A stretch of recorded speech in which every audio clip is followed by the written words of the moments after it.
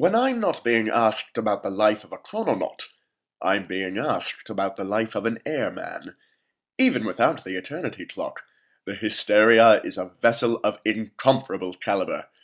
A mighty RTF cutter-style hull, 75 feet in length, 21 feet in beam, and armored on all sides. Driven by 3 stern propellers, guided by side fins and rudder, and lifted by an impenetrable armored airbag filled with a lighter-than-air ether gas of my own concoction. Many people wonder how different life on an airship is from life on a steamship. Well, the answer to this question depends entirely on its context. Let's say I am asked about the differences between airman life and seaman life prior to the 50th century, or thereabouts. Then I'd say that the difference is as simple as birds and fish. At first glance, it might appear that the skills necessary to man an airship are no different from the skills of a sailor. A strong stomach, knowledge of ropes, a thirst for adventure. But this is where the similarity ends. Everything else is upside down. For one thing, being a strong swimmer is not a requisite. A life ring will not help you if you fall overboard an airship. Additionally, a parachute will not do you much good if you fall into the ocean. Also, a steamship is kept afloat by its hull, an airship by its balloon. If there is a hole in the airship's hull, there is no immediate danger. Why, it can go unnoticed for weeks, until one day someone is on their way to the galley and their foot goes through the floor. Then you just pry the bugger out and cover the hole with a decorative throw rug until you can mend it. A hole in a steamship's hull. Alarms go off, the ship lurches to one side, the crewmen rush about in a panic, they try to seal and lock all the doors and hatches to contain the breach, the pressure opens more breaches, the engine room floods, the propellers blow out, the lifeboats are launched, the crew evacuates, and the captain and the bugle player go down with the ship.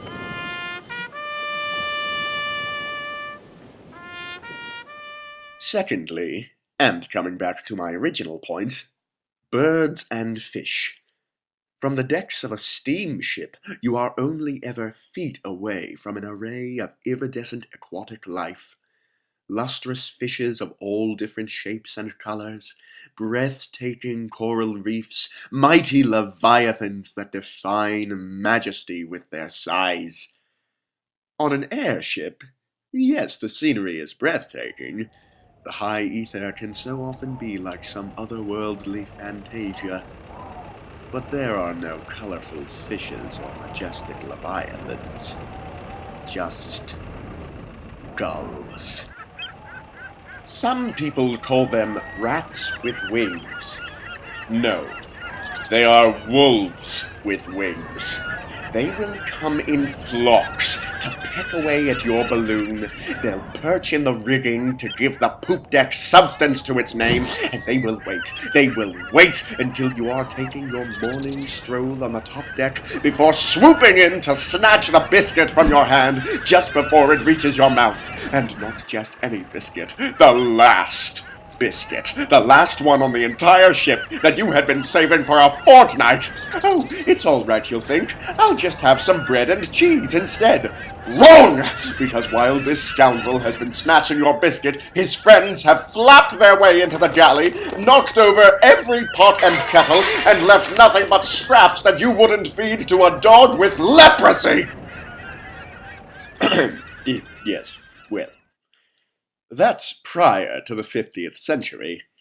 After that time, things change.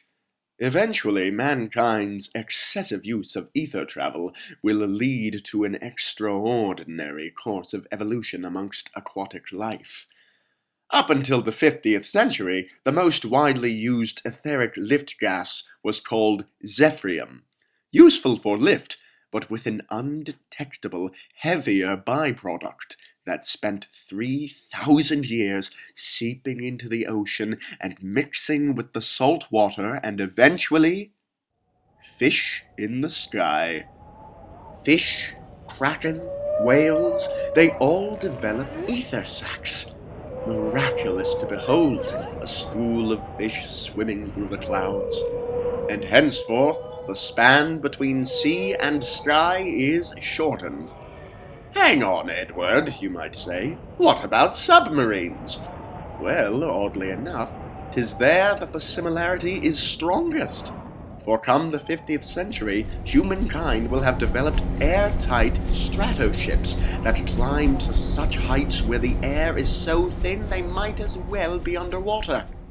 Much harder then to tell the birds from the fish, the sea from the sky. And while this is a pleasant concept, it can lead to certain confusion.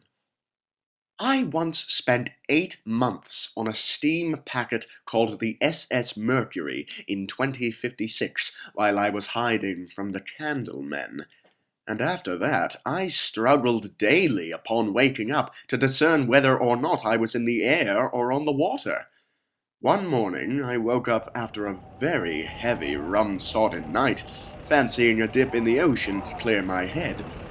And it wasn't until I was 50 fathoms below the hull, and in accelerated freefall, that I realized I had woken up aboard the Hysteria, and not the Mercury, and that the life ring I had grabbed was in fact a sheep, who had no earthly business being on my ship, but whose presence I did not wonder upon due to my current situation.